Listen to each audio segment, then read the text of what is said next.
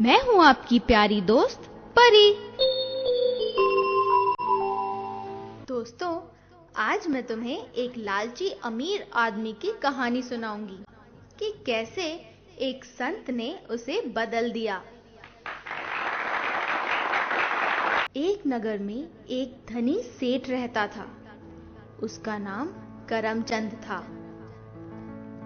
उसे अपने आप पर बड़ा घमंड था।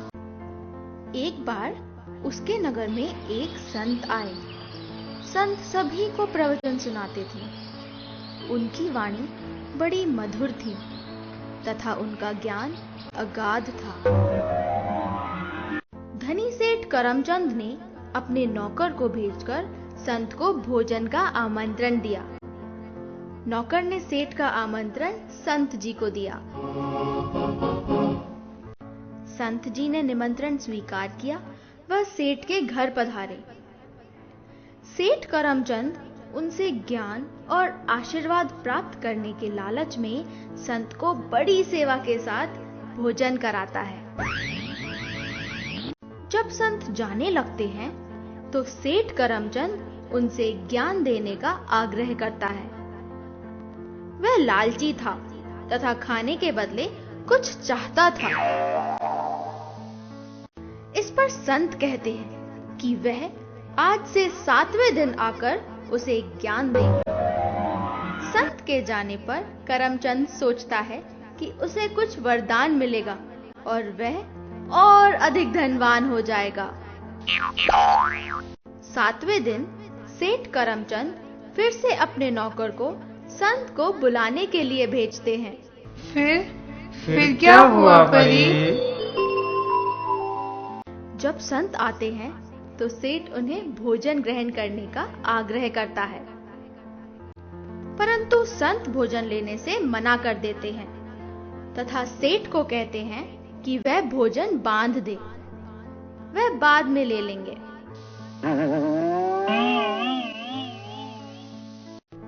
संत भोजन के लिए अपने थैले में पात्र ढूंढते हैं तथा उन्हें पात्र मिल जाता है। संत वह पात्र करमचंद के सामने रखते हैं। करमचंद पात्र देखकर सोचता है कि संत पात्र में खाना क्यों ले जा रहे हैं। करमचंद देखता है कि पात्र अंदर से बहुत गंदा है, उसमें धूल लगी है। वो संत से कहता है कि मुनिवर, यह पात्र गंदा है, मैं इसमें भोजन कैसे दे सकता हूँ। तब संत उस पात्र को साफ करते हैं। अब पात्र भोजन के लिए साफ था।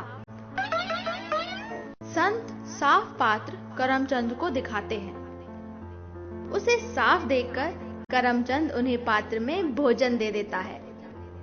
संत पात्र में भोजन लेकर जाने लगते हैं। इस पर सेठ कहता है कि संत श्री, आपने आज ज्ञान देने का वादा किया था।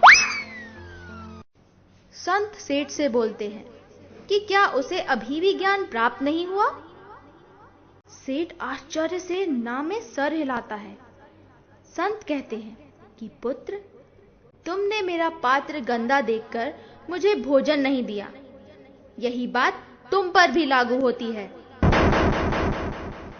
संत कहते हैं कि जिस तरह तुम मुझे गंदगी से भरे पात्र में स्वच्छ भोजन नहीं दे सकते थे, उसी प्रकार मैं भी गंदगी से भरे तुम्हारे मन में स्वच्छ ज्ञान नहीं दे सकता। यदि तुम्हें ज्ञान पाना है तो अपना मन साफ और लालच रहित रखो। ज्ञान ही मस्तिष्क का भोजन है। जब पात्र ही गंदा है तो मैं ज्ञान कैसे दे सकता हूँ। पहले अपना मस्तिष्क साफ कर इसे शुद्ध व दिव्य करो। करमचंद उनके चरणों में गिर गया। संत उसे स्वच्छ मन का अनमोल ज्ञान दे गए। तो दोस्तों, हमने क्या सीखा?